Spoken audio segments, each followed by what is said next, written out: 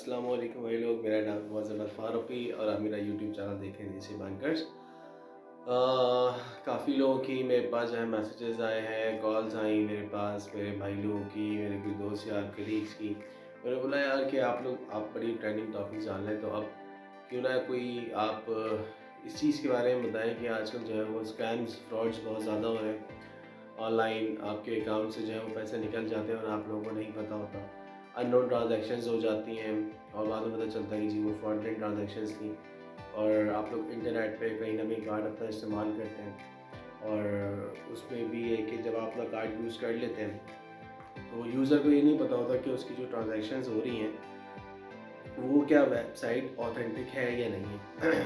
मतलब आप जो है वो किसी भी वेबसाइट के ऊपर जब कोई एटीएम कार्ड यूज़ कर लेते हैं तो वो डेटा चोरी भी हो सकता है बाद में। तो उसको कैसे रोका जा सकता है और आपने ऐसी क्या सेफ्टी प्रिकॉशंस जो हैं वो लेनी है कि आप जो है सेफली वो ट्रांजैक्शन कर सकें। और कभी कभार अभी आजकल जो है बड़ा एक फ्रॉड चल रहा है, एक स्कैम चल रहा है कि जी आपके पास कॉल्स आती हैं हेल्पलाइन से, बैंक की हेल्पलाइन से, और आप तमाम इन्फॉर्मेशन को दे देते हैं और उसके बाद आपके जो अकाउंट में से फ़ंड्स विड्रॉ हो जाते हैं। और फ़ौरन बहुत तेज़ी से होते हैं जो फ़ंड्स होते हैं। आपने जो कन्फर्मेशन दी, अपने अकाउंट की इन्फॉर्मेशन सारी बताई उनको और उसके बाद से आपका अकाउंट जो है वो डेबिट होना शुरू रहता है, मतलब आपके अकाउंट से पैसे निकलना शुरू हो जाते हैं। तो आज मैं आप लोगों को बताऊंगा ये फ्रॉड्स किस तरीके के होते हैं, फ्रॉड ये क्या होता क्या है, स्कैम क्या चीज़ है, किस तरीके से बचा जा सकता है। तो आइए आज मैं आपको ये बताऊंगा कि किस तरीके से आप जो है इन फ्रॉड्स को प्रोटेक्ट कर सकते हैं और बचा कैसे जा सकता है फ्रॉड से।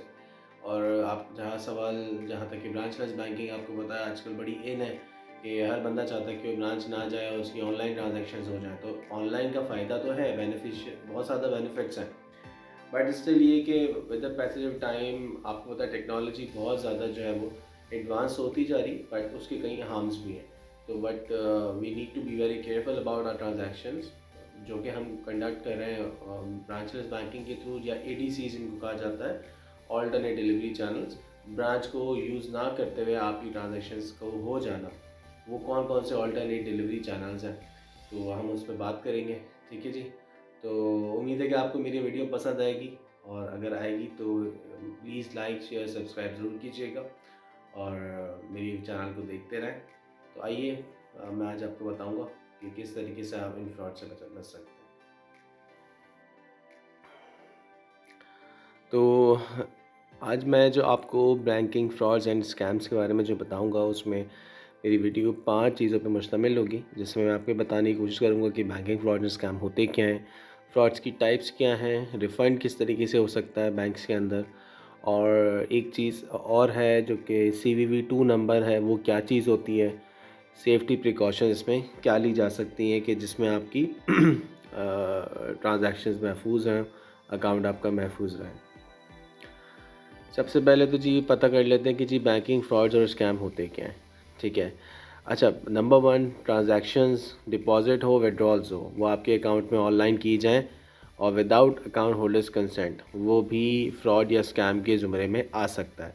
ज़रूरी नहीं कि आपके अकाउंट में से पैसे निकल जाएं तो वही आपका जो है ना वो फ्रॉड होता है। नहीं जी, बिल्कुल नहीं। कभी कभार कुछ स्ट्रेंज डिपॉजिट आपके अकाउंट में आ जाते हैं, तो हमें खुश होने की ज़रूरत नहीं है उस पे बाकायदा हमें वही फ़िक्र का अंदाज़ा करना है, वही घबराहट का हमारे अंदर फ़ील होनी चाहिए जो विड्रॉल के अंदर होती है। क्योंकि अगर आपने भी सुना होगा कि बेनामी अकाउंट्स के अंदर हुआ इस तरीके से था कि जी किसी ऐसे अकाउंट के अंदर करोड़ों रुपए की ट्रांजैक्शन हो गई और पता भी नहीं चला। फिर वो बाद में बेचारा जो भी था, जिस अकाउंट में भी था, वो फिर उसे इन्वेस्टिगेशन वगैरह की गई। तो बहरहाल डिपॉज़िट विड्रॉल्स दोनों हो सकती हैं, ठीक है, फ्रॉडलेंट में अंदर। कभी कभार डिपॉज़िट ये भी होता है कि गलती से भी आ जाता है, बट ये कि जस्टिफाइड होना चाहिए वो। सेकेंडली, अननोन डेबिट्स और withdrawals in account, generally it happens. Actually क्या होता है कि जी आपके अकाउंट से पैसे निकल जाना, अननोन डेबिट्स, आपको नहीं पता, और वो आपके अकाउंट से पैसे निकले जा रहे हैं मुस्तकिल, और आपको नहीं पता और आप उसको इस्तेमाल नहीं कर रहे हैं। तो जनरली यही होता है फ्रॉड के अंदर या स्कैम के अंदर। इंटरनेशनल नॉन विड्रॉल हो सकती हैं।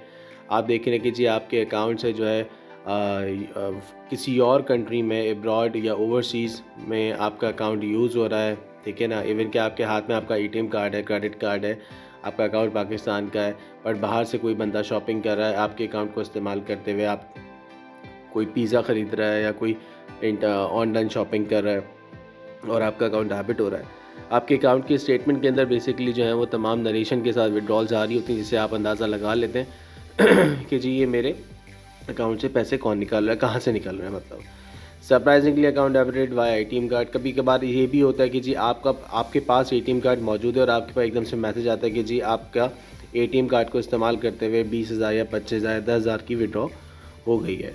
तो ये भी हो सकता है। Unknown credit card transactions, credit card आपके पास मौजूद है और आपके पास मैसेजेस आ रहे हैं कि जी आपका क्रेडिट कार्ड फ़लाँ शॉप पे या फ़लाँ मर्चेंडाइज़ के ऊपर मर्चेंडाइज़र के ऊपर यूज़ हुआ है। तो ये एग्ज़ाम हो सकती हैं कि बैंकिंग फ्रॉड्स मतलब इस तरीके से हो सकता है या इन पे मुश्तमिल होता है बैंकिंग फ्रॉड्स या जो भी स्कैम हम कह सकते हैं इसको। अच्छा, अब सबसे important cheese type of frauds. Banking transactions में टाइप ऑफ फ्रॉड्स। अच्छा, अभी आजकल क्या ट्रेंड है कि बैंक की हेल्पलाइन से फ़ेक कॉल्स आती हैं, ठीक है ना। तो ये कस्टमर जो होते हैं, जो अकाउंट होल्डर्स होते हैं, वो बहुत ज़्यादा शॉर्ट शोर होते हैं, नहीं यार ये तो मेरे अपनी बैंक की हेल्पलाइन है और ये नहायत ही रिलायबल होगी, तो इसके अंदर जो है कोई फ्रॉड नहीं होने वाला। तो मैं आपको यहाँ पे बताता चलूँ कि देखिए हेल्पलाइन कभी भी कॉल नहीं करती, ठीक है ना। तो बैंक की जो हेल्पलाइन होती है वो कभी ख़ुद से कॉल नहीं करती। इसका मतलब यही है कि वो जो है आपके पास कॉल आई है वो फ़ेक है और उसको आप अवॉइड करें। फ्रॉडलेंट कॉल्स फ्रॉम एसबीपी मतलब ये है कि स्टेट बैंक कुछ लोग होते हैं कि जी कॉल करते हैं 99 के नंबर से और वो अपने आप को स्टेट बैंक का नुमाइंदा बताते हैं आपको और ये बताते हैं कि जी हमें आपकी जो है अकाउंट की वेरिफिकेशन करनी है, तो लिहाजा आप अपनी अकाउंट की डिटेल्स हमें प्रोवाइड कर दें। इसमें आपका एनआईसी नंबर हो सकता है, एटीएम कार्ड हो सकता है, एटीएम कार्ड का नंबर और उसका कोड वगैरह भी हो सकता है, पिन कोड वगैरह। थर्ड है जी फ्रॉडलेंट कॉल्स फ्रॉम एलईए, ठीक है। फ्रॉडलेंट कॉल जो होती हैं इसका मतलब ये है कि कोई भी लीगल इन्फोर्समेंट एजेंसी से कॉल आ सकती है आपके पास, लाइक आर्मी, एफआईए, एफबीआर वगैरह कि जी मैं एफआईए आर्मी से कॉल कर रहा हूँ या एफबीआर से कॉल कर रहा हूँ और आप अपने अकाउंट की डिटेल्स हमें बताएं वरना आपके लिए मसला हो जाएगा, थ्रेट करते हैं। तो ये सब चीज़ें फेक की, तो इनसे प्लीज़ आपने अपनी कोई इन्फॉर्मेशन शेयर नहीं करनी। और सबसे पहला पॉइंट बहुत ज़्यादा इंपॉर्टेंट है, बैंक हेल्पलाइन। हेल्पलाइन देखें होती यही कि हेल्पलाइन है, आपको जब ज़रूरत पड़ेगी तो आपने हेल्प मांगनी है। हेल्पलाइन कभी खुद से कॉल नहीं करती, ठीक है जी। Fake OTPs received via SMS. अच्छा, ओटीपीज़ होते हैं वन टाइम पासवर्ड्स।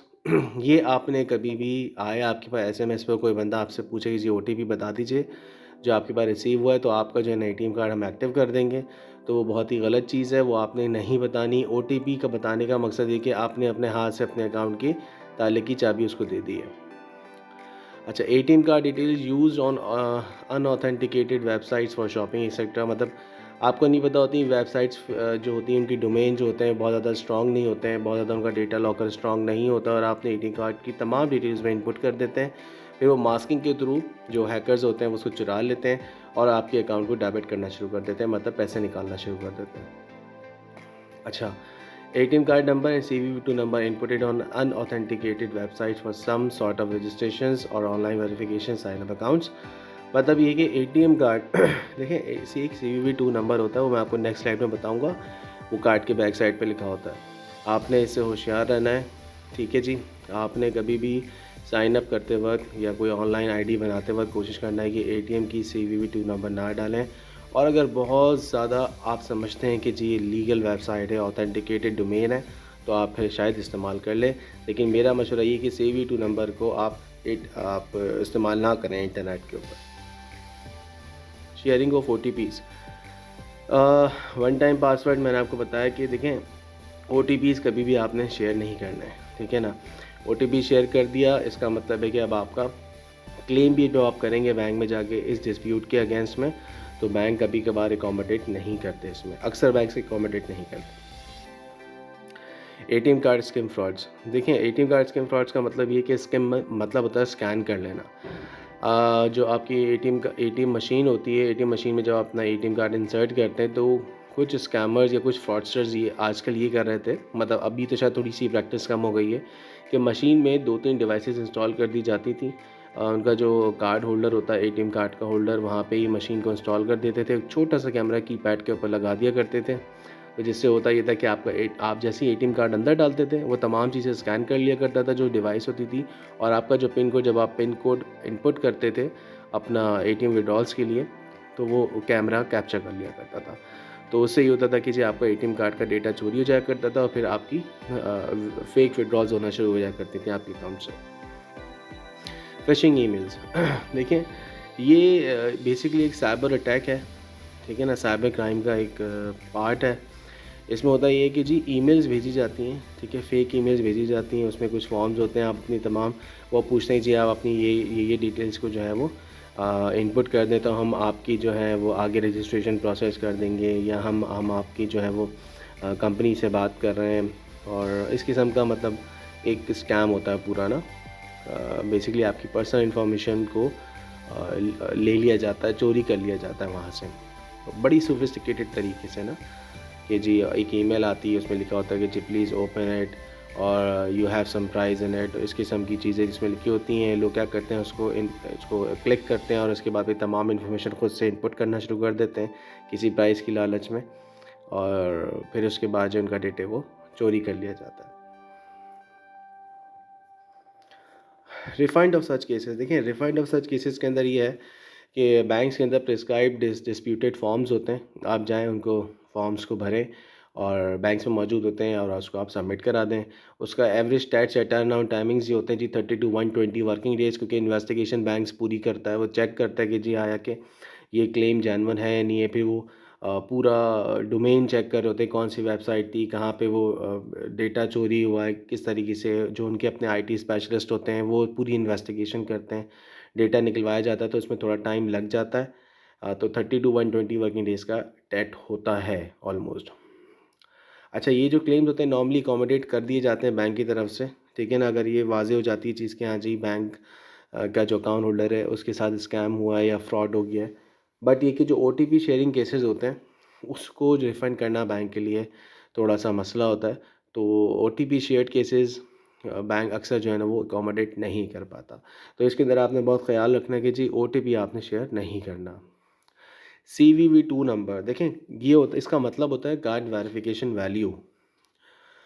और ये कार्ड, एटीएम कार्ड या आपके वीज़ा डेबिट कार्ड या मास्टर क्रेडिट कार्ड, जो भी है आपका एटीएम है या क्रेडिट है, उसकी बैक साइड को अगर आप देखेंगे, उसको उल्टा करके देखें, जहाँ पे ब्लैक में मैग्नेटिक स्ट्रिप होती है, उसी के नीचे जहाँ पे ऑथराइज सिग्नेटरी लिखा होता है, वाइट कॉलम होता है, उसी के साथ ही बिल्कुल 3 डिजिट्स होते हैं, लास्ट के 3 डिजिट्स होते हैं, बहुत ज़्यादा प्रोमिनेंट होते हैं। ये CVV2 नंबर होता है, इनको कार्ड वेरिफिकेशन वैल्यू कहा जाता है। बेसिकली ये दो चीज़ों की कंफर्मेशन देते हैं कि जी क्रेडिट कार्ड की पोजीशन आपके पास है, और क्रेडिट कार्ड की जो अकाउंट है वो लेजिटिमेट है, मतलब उसकी वो जो क्रेडिट कार्ड अकाउंट है वो बिल्कुल ठीक है। इसका मतलब ये कि ये अगर आपने CVV2 नंबर आपने एंटर कर दिए, तो अब इसका मतलब है कि आपका अकाउंट डेबिट किया जा सकता है, और आपका अकाउंट जो है समझ लें आपके अकाउंट के ताले की चाबी है ये आपने बहुत सोच समझ के इस्तेमाल करना है। सेफ्टी प्रिकॉशन में यही कि जी आप कभी भी अपना इंटरनेट या मोबाइल बैंकिंग आईडीज़ पासवर्ड किसी को ना दें। आपने OTP जो है वो किसी को शेयर ना करें। पिन कोड जब भी एटीएम मशीन पे आप इनपुट करें तो पिन कोड दूसरे हाथ से जो है छुपा लीजिए, ताकि अगर कोई स्किमिंग डिवाइस लगी हुई है एटीएम मशीन पे तो वो उसके पिन कोड को कैप्चर ना कर सकें। ऑलवेज इनपुटिंग योर एटीएम और credit card details on authenticated और secure websites for any sign up.